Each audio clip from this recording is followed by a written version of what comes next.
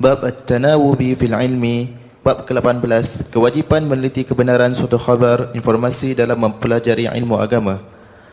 An Umar radhiyallahu anhu qala kuntu ana wa jarun li minal ansari fi bani Umayyah bin Zaid wa hiya min awali al-Madinah wa kunna natanawabu an-nuzula ala Rasulillah sallallahu alaihi wa alihi wasallam yanzilu yawman wa anzilu yawman فإذا نزلت جئته بخبر ذلك اليوم من الوحي وغيره وإذا نزل فعل مثل ذلك فنزل صاحب الأنصاري يوم نوبته فضرب بابي ضربا شديدا فقال أثمه ففزعت فخرجت إليه فقال حدث أمر عظيم قال فدخلت على حفصة فإذا هي تبكي فقلت أطلقكن رسول الله صلى الله عليه وآله وصحبه وسلم قالت لا أدري ثم دخلت على النبي صلى الله عليه وآله وصحبه وسلم فقلت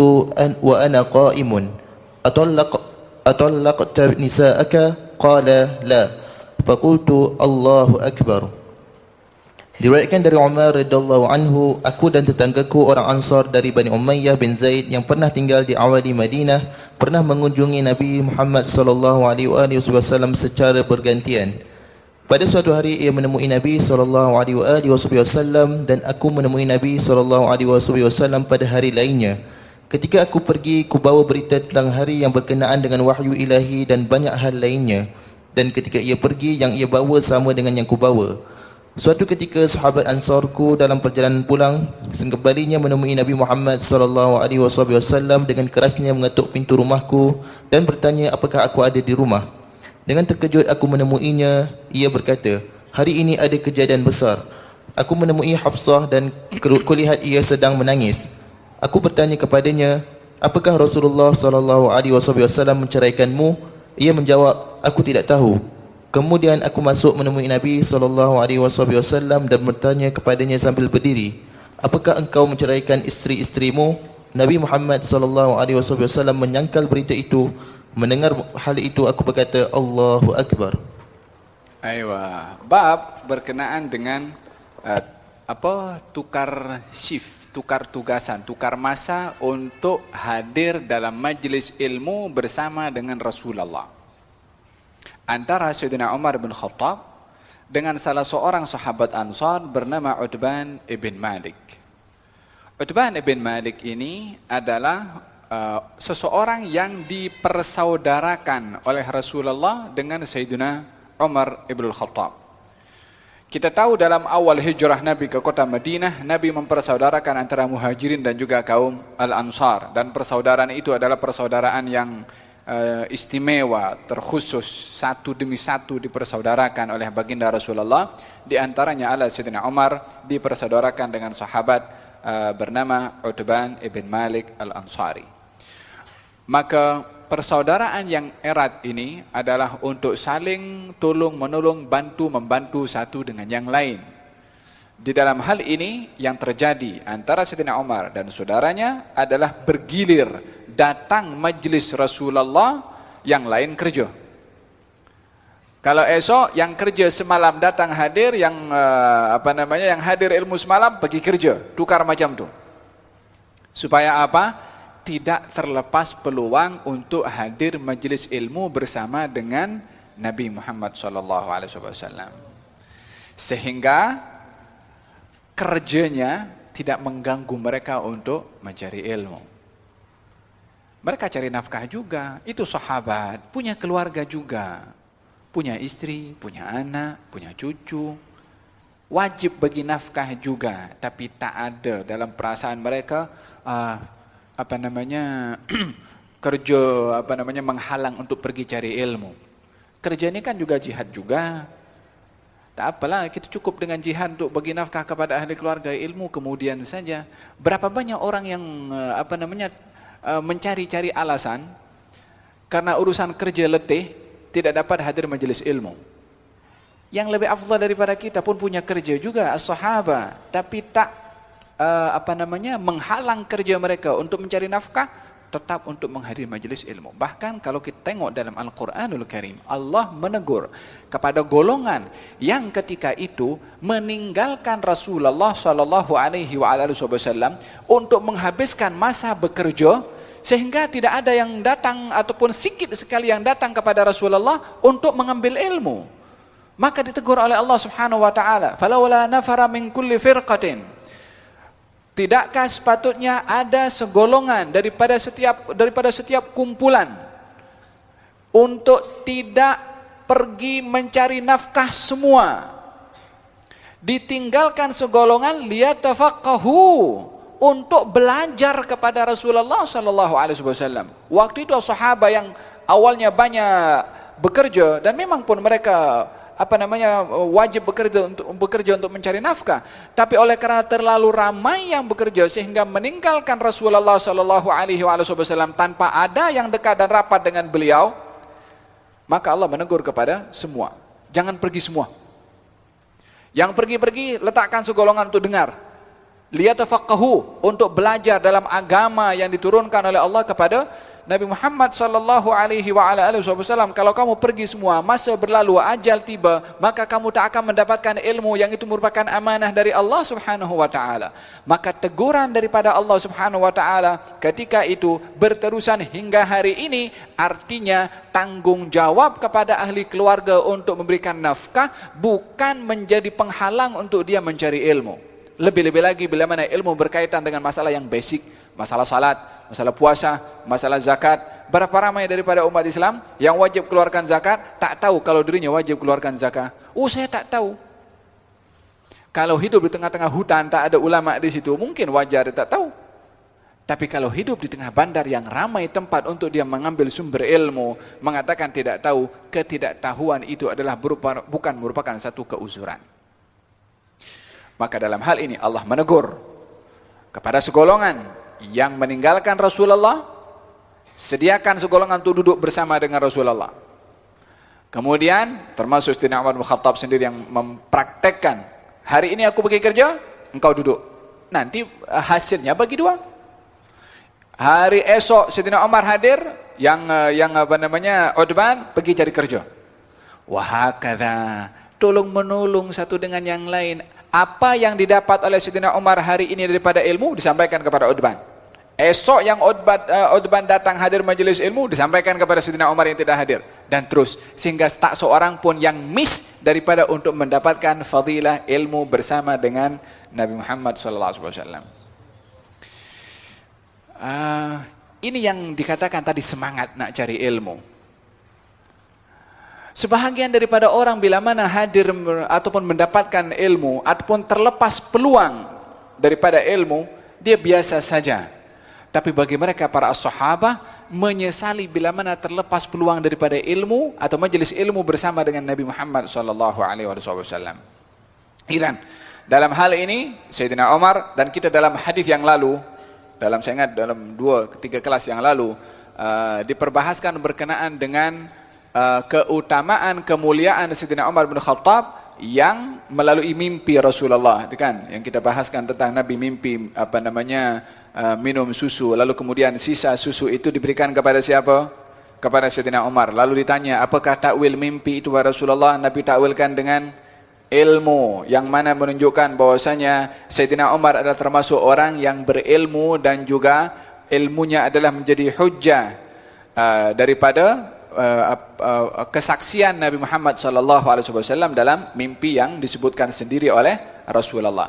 Diterjemahkan daripada semangatnya Sayyidina Umar untuk mendapatkan ilmu, dan juga menunjukkan beliau sangat mementingkan kepada ilmu, sehingga beliau bergilir dengan saudaranya Uthman bin Malik, silih berganti, hari ini pergi hadir, esok Uthman hadir, dan terus seperti itu, dan masing-masing menyampaikan informasi daripada apa yang didapat daripada Nabi Muhammad SAW.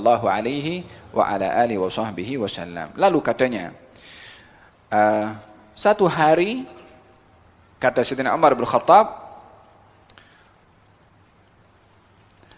Uthman yang hadir, ketika selesai daripada hadir, datang ke rumah Sayyidina Umar dan ketuk pintu dengan kuat, menyebabkan Sayyidina Umar risau. Artinya, kebiasaan orang dulu kalau bertamu maka ketuk pintu dengan perlahan-lahan supaya tidak merisaukan kepada tuan rumah. Di dalam Al-Quranul Karim Allah Subhanahu wa ta'ala mengajarkan kepada kita cara bertamu. Bertamu pun diajar oleh Allah Subhanahu wa ta'ala. Dan ditunjukkan beberapa tetamu yang datang kepada Nabi Ibrahim dan bagaimana layanan Nabi Ibrahim kepada tetamu supaya kita belajar melayan kepada tetamu.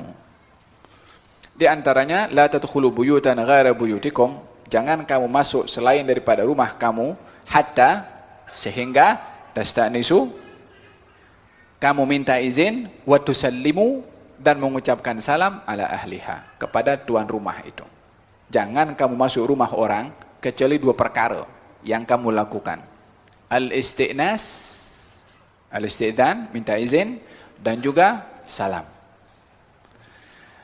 Dua perkara, bukan salam berarti sudah mendapatkan izin untuk masuk. Tak, salam satu hal, izin satu hal.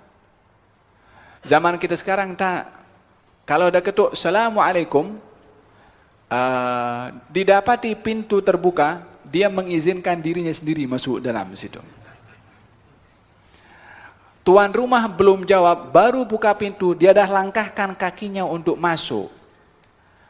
Izin, tastanisu, minta izin dulu. Sehingga baginda Rasulullah SAW satu hari datang seorang ke rumah Rasulullah, kemudian ketuk pintu, kemudian dibuka pintu rumah Nabi, dia berdiri di hadapan.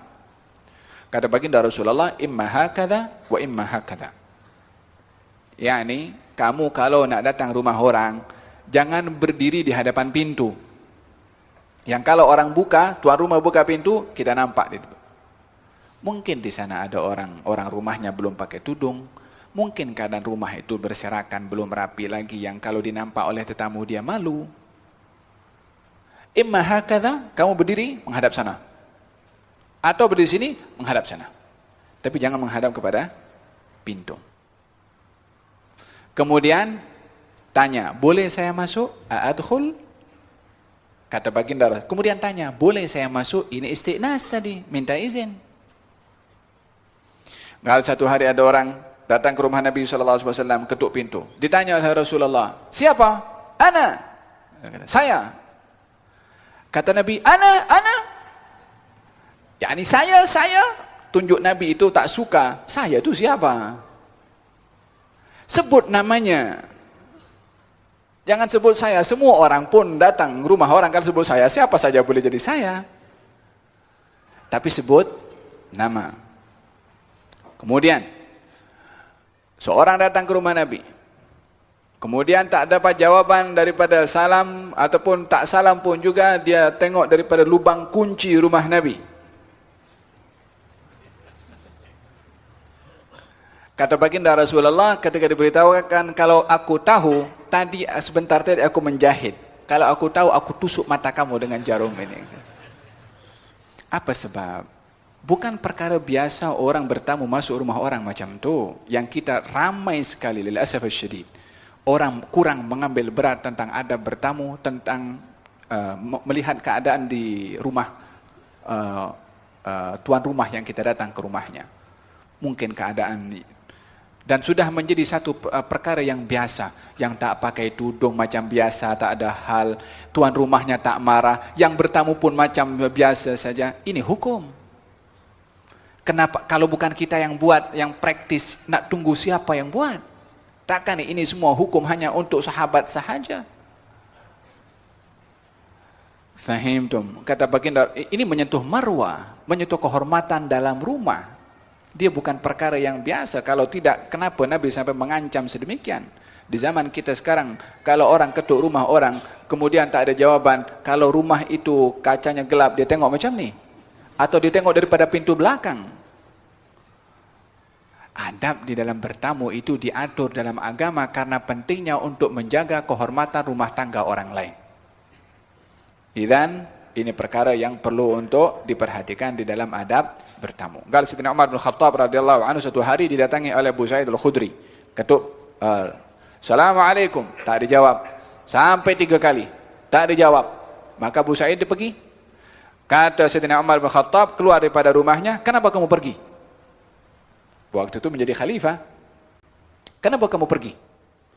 Kata Abu Sa'id mengatakan, saya mendengar Rasulullah bersabda, orang pergi rumah orang, kalau dah salam 3 kali tak dijawab, maka pergi. Kata Sayyidina Umar, pegang macam ni. Engkau bawa bukti kepada aku kalau Nabi bercakap macam tu. Nak memastikan berita itu betul atau tidak, lebih-lebih lagi disampaikan daripada Rasulullah. Ini adalah amanah dalam menyampaikan ilmu yang ditunjukkan oleh Sayyidina Umar bin Khattab. Barulah ada seorang sahabat yang menjadi saksi kalau memang Nabi berkata demikian. Salam 3 kali tak dijawab, pergi. Faham tom? Ini adab-adab yang berkaitan dengan bertamu, diatur oleh Allah dalam Al-Quranul Karim, diatur oleh Nabi SAW di dalam hadisnya. Sampai kalau nak duduk di kursi rumah orang yang kita bertamu, jangan duduk di kursi yang kita suka. Nampak masuk rumah, kursi sedap tu, kursi pijat. Lah. Tunggu tuan rumah persilahkan duduk di mana. Dan kalau boleh carilah tempat duduk yang mengelak daripada mata itu melihat keadaan di dalam. Yang mungkin orang rumah sebelah sana nak keluar masuk pergi dapur, nak buat kopi, nak buat minum apa semua kita tak nampak. Cari tempat yang agak tersorok sikit. Kalaupun disuruh duduk di sebuah tempat oleh tuan rumah itu yang mungkin ternampak dalam, kita beritahu boleh duduk kat sini ke? Supaya selamat maruah keluarga rumah orang kita datang, kita pun juga tidak tergelincir kepada perkara-perkara yang menyalahi kepada adab dan sopan santun. Hakadha, ketukan pintu ini menyebabkan Sayyidina Umar risau. Kemudian fafazi'tu, aku risau. Apa yang terjadi? Kalau berlaku satu perkara yang besar, maka diberitahukan kalau baginda Rasulullah sallallahu alaihi wasallam ada masalah dengan keluarganya. Lalu Sayyidina Umar datang ke bilik Hafsah, didapati Hafsah sedang menangis. Kata Sayyidina Umar, engkau dah diceraikan oleh Rasulullah? Kata Hafsah mengatakan, aku tak tahu. Barulah setelah itu Sayyidina Umar datang kepada Rasulullah sallallahu alaihi wasallam dan dijawab oleh Nabi, tidak. Cerita ini adalah mempunyai kaitan dengan satu ayat yang turun kepada Nabi SAW dalam surat At-Tahrim. Dalam surat At-Tahrim Allah berfirman, "In tatuba ilallah faqad saghat qulubukuma. Ya ayuhan nabi, lima tuharrimu ma ahallallahu tabtaghi mardata azwajik."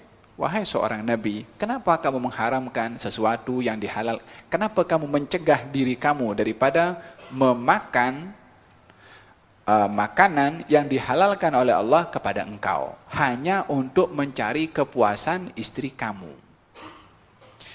Jadi ayat ini mempunyai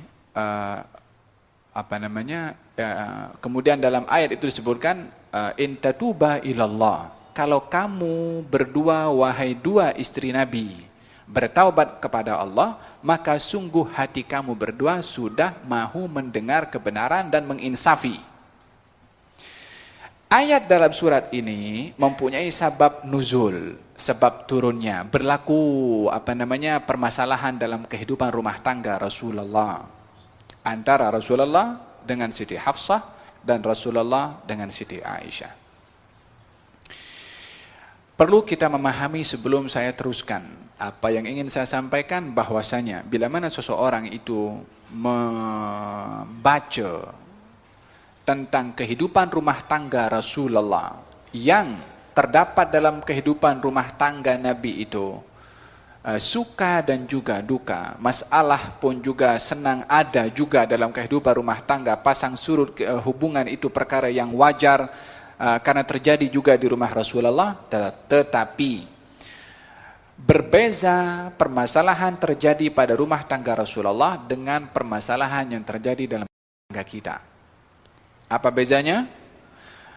Permasalahan dalam rumah tangga Rasulullah apa saja yang terjadi dan tindakan Rasulullah menjadi sumber hukum kepada permasalahan yang terjadi pada rumah tangga kita, untuk mencontohi sikap Nabi bagaimana menyikapi kepada permasalahan dalam kehidupan rumah tangganya.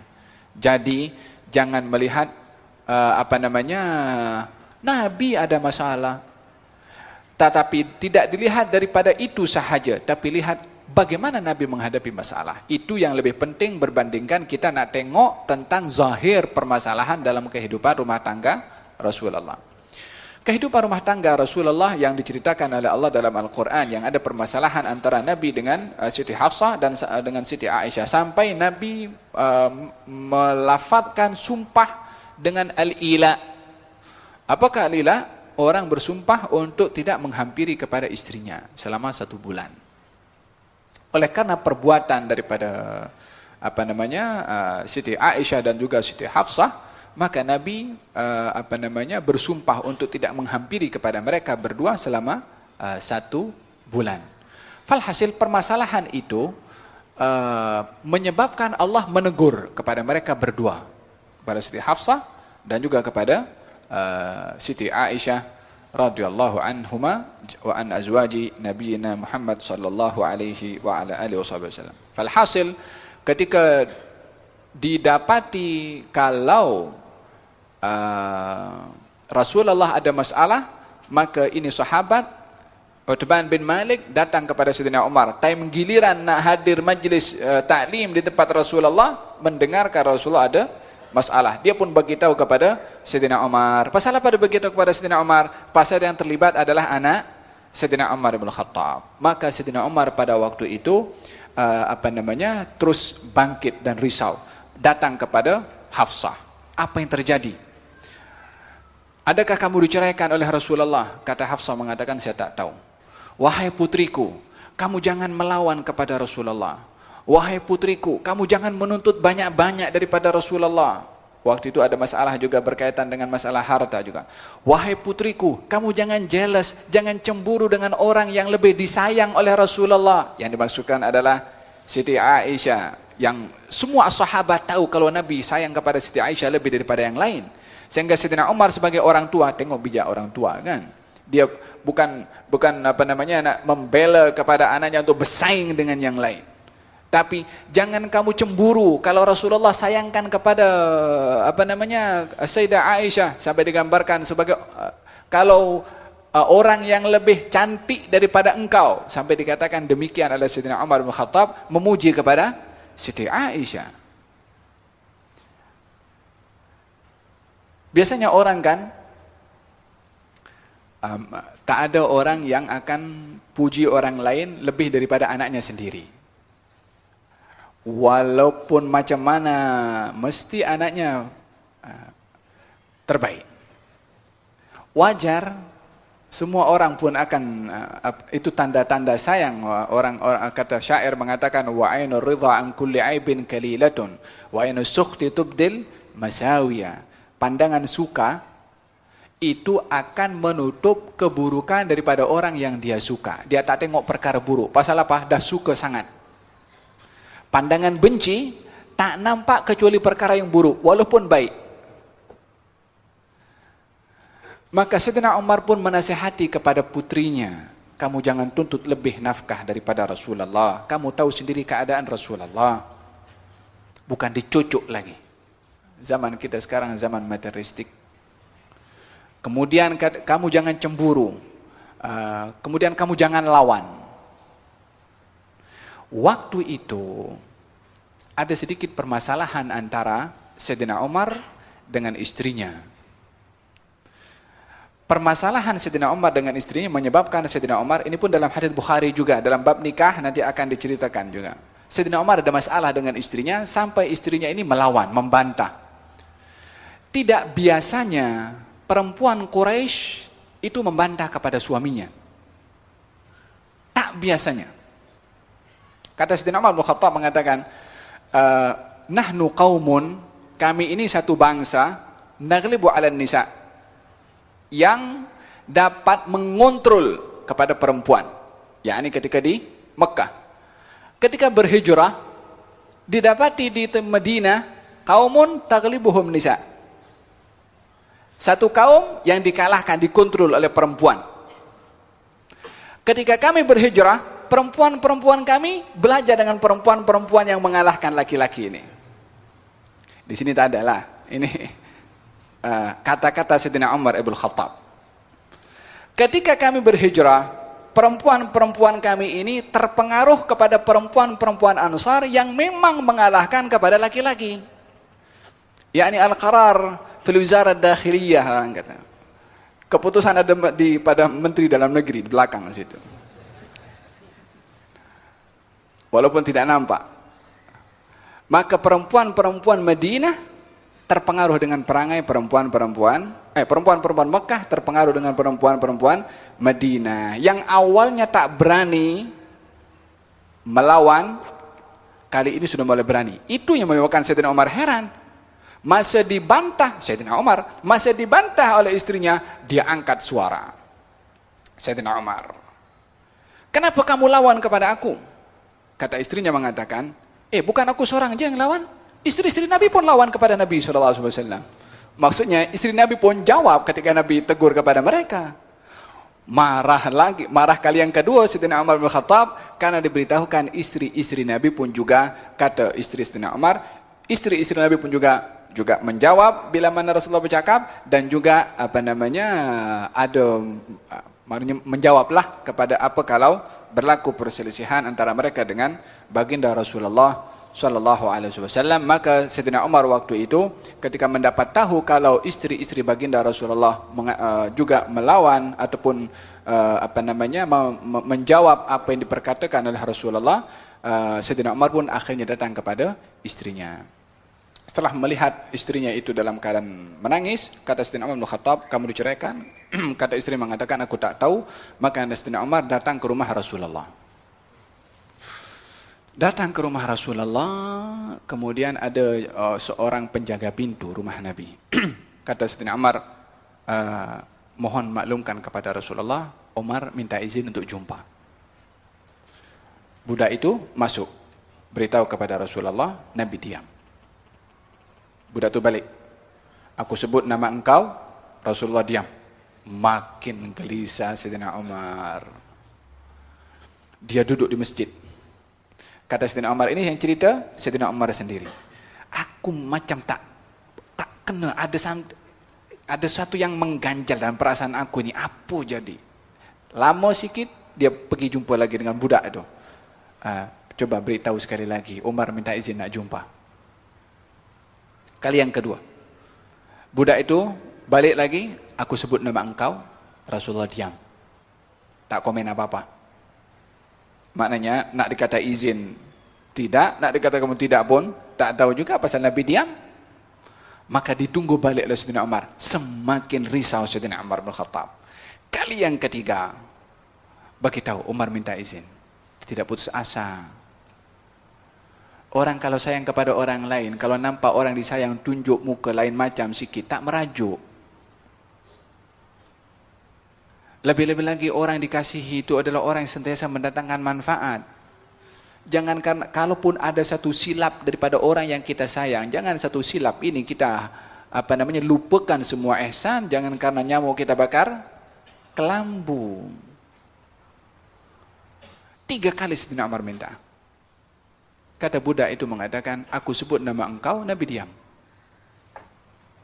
Dah 3 kali, dia tak berani untuk cakap yang keempat. Maka dia pun pergi. Pergi, Nabi panggil. Nabi panggil. Suruh budak itu panggil kepada Sayyidina Umar, jumpa dengan baginda Rasulullah SAW. Masa masuk untuk berjumpa dengan Rasulullah, didapati Nabi sedang berbaring di hadapan rumahnya. Kata Sayyidina Umar bin Khattab, berbaring di atas pasir berbantalkan leaf. Dia bantal itu yang kulit yang di dalamnya itu daripada daun-daun korma yang kering itu. Kalau diletakkan kepala bunyi bunyi macam tu. Berbantalkan itu Kita punya bantal sekarang 100 ringgit lebih paling.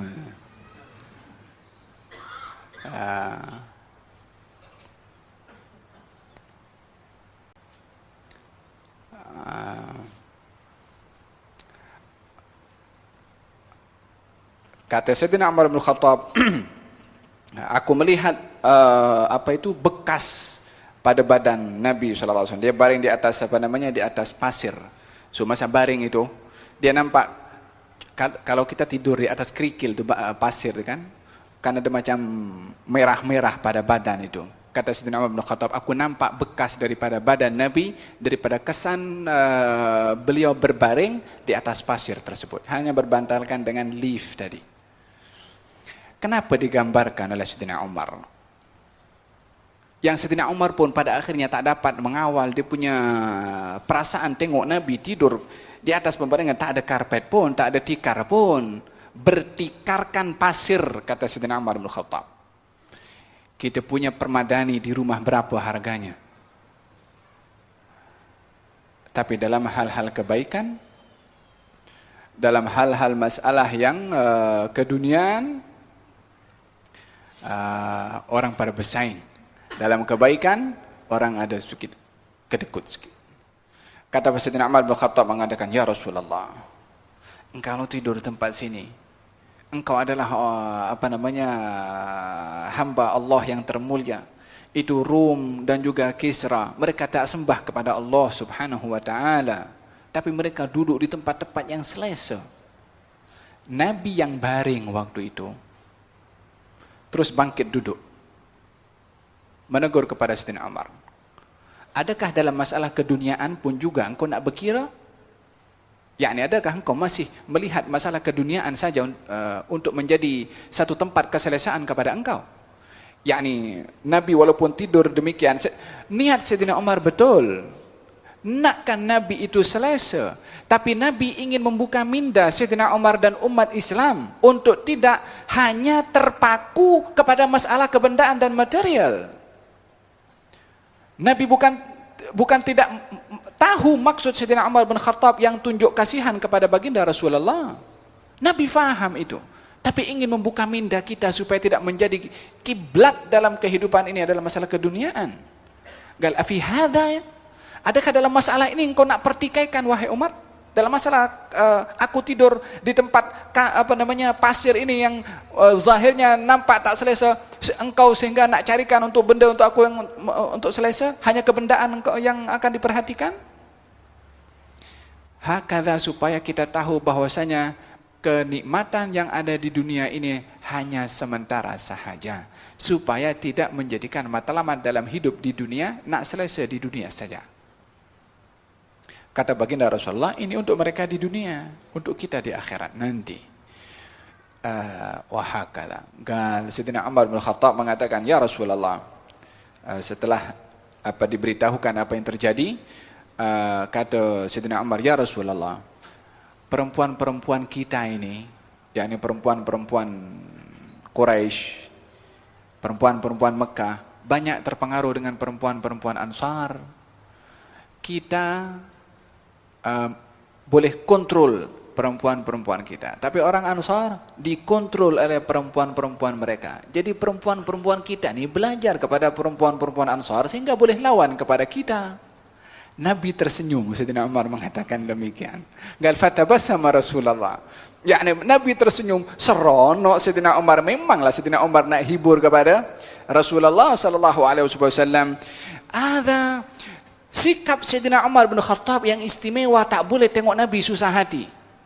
Nabi susah mesti cari sebab untuk nak menghibur kepada Rasulullah. Gal satu hari datang ke rumah Rasulullah, sementara Nabi di hadapan rumahnya bersama dengan Sayyidina Abu Bakar. Dia masuk, ketuk pintu, diberitahu siapa? Umar. Masuk Sayyidina Umar, dihadapi Nabi bersama dengan Sayyidina Abu Bakar. Nampak Nabi susah hati, nampak Sayyidina Abu Bakar pun di sebelah pun juga tunjuk susah hati juga. Nabi diam, Sayyidina Abu Bakar pun di situ diam. Sayyidina Umar tak tahu apa jadi, dia pun diam juga. Maka kata Sayyidina Umar bin Khattab mengatakan, aku nak buat joke supaya Nabi ketawa terhibur. Kali ya Rasulullah, kamu tahu tak itu anak perempuan Zaid. Anak perempuan Zaid maksudnya adalah istri Sayyidina Umar. Dia tuntut nafkah lebih daripada apa yang aku bagi. Dia tuntut lebih, aku cekik leher dia, wahai Rasulullah. Nabi tersenyum, Sayyidina Abu Bakar pun ikut tersenyum juga pasal Nabi tersenyum juga. Sayyidina Umar seronok pasal Nabi tersenyum. Hanya beza sebab. Sayyidina Umar tersenyum pasal Nabi tersenyum. Nabi tersenyum pasal kes Sayyidina Umar sama dengan kes Nabi. Orang rumahnya menuntut satu nafkah yang lebih. Kata baginda Rasulullah mengatakan, 2 orang di belakang rumahku itu nakkan juga nafkah lebih daripada aku macam istri engkau. Maka Sayyidina Umar dan Sayyidina Abu Bakar tak lagi tersenyum, masing-masing bangkit nak cekik anaknya masing-masing. Macam mana dibuat oleh Sayyidina Umar kepada istrinya. Maka dihalang oleh Nabi SAW. Tapi intinya Sayyidina Umar adalah ingin menghibur kepada Nabi Muhammad SAW. Allah. Makanya Sayyidina Abu Sufyan dan juga Urwah bin Mas'ud Al-Thaqafi, dia mengatakan, wallahi ma ra'aitu ahadan yuhibbu ahadan ka hubbi ashabi Muhammadin Muhammadan. Tak ada orang sayangkan kepada Muhammad macam mana sahabat Muhammad sayangkan kepada Muhammad. Aku tak pernah tengok orang sayangkan orang lain macam mana sahabat Muhammad sayangkan kepada Muhammad. Aku tak pernah tengok orang sanjung orang lain macam mana sahabat Muhammad sanjung kepada Muhammad. Contoh paling baik. Sehingga mereka pun dicontohkan oleh Allah untuk umat sebelum umat Rasulullah. Itu kaum sahabat, muhajirin dan ansar. Hubungan antara mereka menjadi contoh kepada umat Bani Israel. Sifat mereka dikisahkan oleh Allah dalam Taurat. Muhammadun Rasulullah walladzina amanu ma'ahu ashidda'a 'alal kuffari ruhama'u bainahum tarahum ruk'an sujjadan yabtaghuna fadlan minallahi wa ridwana simahum fi wujuhihim min atharis sujud dzalika mathaluhum fit Taurah wa mathaluhum fil Injil. Muhammad Rasulullah, orang yang bersama dengan beliau tegas kepada orang kafir, kasih mengasihi sesama mereka. Kamu akan lihat mereka ruk'an, ruku, sujud, ingin meraih ridha dari Allah Subhanahu wa taala. Tanda pada wajah mereka kesan daripada sujud. Demikian sifat mereka dalam Taurat dan sifat mereka di dalam Injil. Itu sifat ada dalam Taurat, ada dalam Injil.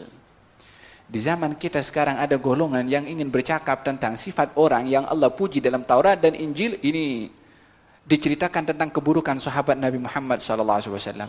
Anda itu siapa? Nak bercerita tentang keburukan sahabat Rasulullah yang Allah puji mereka dalam Quran. Bukan di Quran je. Dalam Taurat Allah sebut. Dalam Injil disebut. Kita hidup selepas Taurat, selepas Injil, selepas Quran, dok nak maki kepada orang yang dipuji oleh Allah Subhanahu wa taala. Kalau bukan lidah yang tidak terdidik dengan bahasa Al-Quran, dengan adab-adab yang ada di dalam Al-Quran dan juga hadis-hadis Nabi Muhammad SAW. Bercerminlah dengan cermin yang betul supaya tindakan itu menjadi betul. Kalau tidak layak, jangan untuk tergamak berbicara tentang keburukan orang yang disanjung dan dipuji oleh Allah Subhanahu wa taala di dalam Al-Qur'anul Karim. Alhasil, idzan kata Sayyidina Umar mengatakan, ya Rasulullah, perempuan kita ni, yakni Sayyidina Umar nak sampai kepada satu nak meredakan, meringankan beban Nabi. Engkau kalau risau pasal isteri-isteri engkau ni, kita semua pun kena benda yang sama juga. Pasal apa? Kita punya perempuan ni terpengaruh dengan perempuan Ansar. Nabi tersenyum. Ini menunjukkan bagaimana perangai ini boleh menular. Perangai boleh menular. Makanya kalau kita nak cari kawan yang baik supaya berpindah kepada kita sikap yang baik. Sama juga orang rumah kalau nak berkawan, berkawanlah dengan yang baik supaya sikap baik pun berpindah kepada dirinya. Kemudian kata Sayyidina Umar bin Khattab radhiyallahu anhu mengatakan kepada baginda Rasulullah sallallahu alaihi wasallam. Adakah engkau ceraikan kemudian kata Sayyidina Umar setelah mengatakan yang tadi, kemudian dia berkata kepada Rasulullah, ya Rasulullah, saya dah datang jumpa dengan anak perempuan saya. Saya beritahu kepadanya, wahai anak perempuanku, jangan kamu menuntut lebih daripada Rasulullah. Wahai anak perempuanku, jangan kamu lawan Rasulullah. Wahai anak perempuanku, jangan kamu cemburu dengan orang yang lebih disayangi oleh Rasulullah. Dimaksudkan adalah Siti Aisyah. Maka Nabi senyum kali yang kedua, kerana membenarkan sikap Sayyidina Umar bin Khattab radhiyallahu anhu. Kemudian yang ketiga, itu yang disebutkan tadi, ketika waktu itu Nabi sedang berbaring. Dua perkataan tadi yang dikatakan oleh Sayyidina Umar yang Nabi tersenyum, Nabi sedang berbaring. Ketika yang ketiga, Sayyidina Umar nampak badan Nabi bekas daripada pasir yang Nabi baring di atasnya. Sayyidina Umar mengatakan, ya Rasulullah, Kisra dan Rom berada dalam kenikmatan sementara mereka tidak menyembah kepada Allah. Engkau adalah Rasulullah, tidur di tempat yang tak beralas seperti ini dan membekas kepada tubuh badanmu. Maka di situ Nabi bangkit dan menegur kepada Sayyidina Umar bin Khattab, mengatakan, adakah dalam masalah ini engkau nak memberitahukan kepada aku, yakni masalah keduniaan? Yakni dalam hal ini Nabi menegur kepada Sayyidina Umar bin Khattab, yang teguran itu pada hakikatnya bukan untuk Sayyidina Umar saja, untuk semua umatnya, supaya tidak hanya menjadi matlamat dalam hidup ini nak cari keselesaan di dunia. Tak.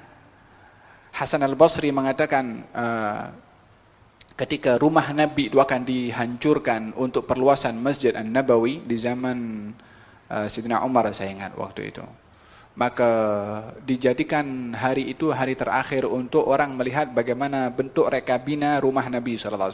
Maka hari itu orang sahabat dan juga beberapa tabi'in masuk ke rumah Sayyidina Rasulullah. Kata Hasan al-Basri, ketika itu, yakni ketika masuk ke rumah Rasulullah, saya hulurkan tangan saya boleh sentuh bumbung rumah Nabi dengan tangan Hasan al-Basri. Ini bumbungnya rendah. Sayyidina Umar waktu itu yang melihat Rasulullah baring di atas tanah itu dan berbantalkan dengan bantal yang tadi. Kata Sayyidina Umar, aku angkat kepalaku ke atas. Tidak ada apa-apa yang menghalang Rasulullah kecuali macam ada tiga helai, tiga batang daripada daun yang diletakkan di antara satu sudut ke sudut untuk menghalang itu saja. Yakni maknanya apa? Panas matahari itu kena kepada tubuh badan Nabi. Itu tempat pembaringan waktu itu. Jangan komplain kalau hidup dalam keadaan yang mungkin sedikit banyak serba berkekurangan. Demi Allah, kekurangan yang kita rasa sekarang ini tak lebih kurang daripada kekurangan yang dirasa oleh Rasulullah. Kita pernah tidur di atas pembaringan tanah? Lantai pun mungkin tak pernah.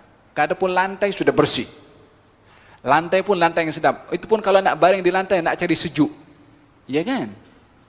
Ini Nabi berbaringkan di atas tanah, pasir, berbekas sampai merah-merah tubuh badannya. Itu pun matahari kena kepada tubuh badan Rasulullah. Di Mekah pula atau di Madinah yang panas waktu itu.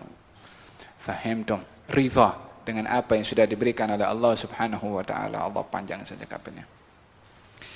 Falhasil, maka ketika itu Sayyidina Umar bin Khattab setelah ditegur oleh baginda Rasulullah SAW, barulah Sayyidina Umar tanya, wahai Rasulullah, adakah kamu ceraikan istrimu? Kata baginda Rasulullah, tidak.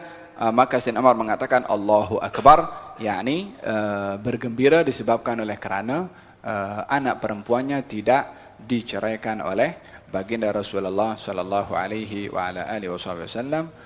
Wallahu ta'ala alam bisawab. Intinya dalam hadis tadi adalah bercerita tentang masalah pentingnya untuk tidak miss daripada majlis ilmu. Sayyidina Umar tukar menukar karena ingin mendapatkan ilmu. Mudah-mudahan Allah Subhanahu wa taala memberikan kepada kita semangat untuk mencari ilmu dan juga istiqamah dalam mencari ilmu, dan moga-moga Allah Subhanahu wa taala berikan kepada kita ilmu bermanfaat dan juga dianugerahi oleh Allah Subhanahu wa taala keluarga yang sakinah insyaallah. Amin Allahumma amin.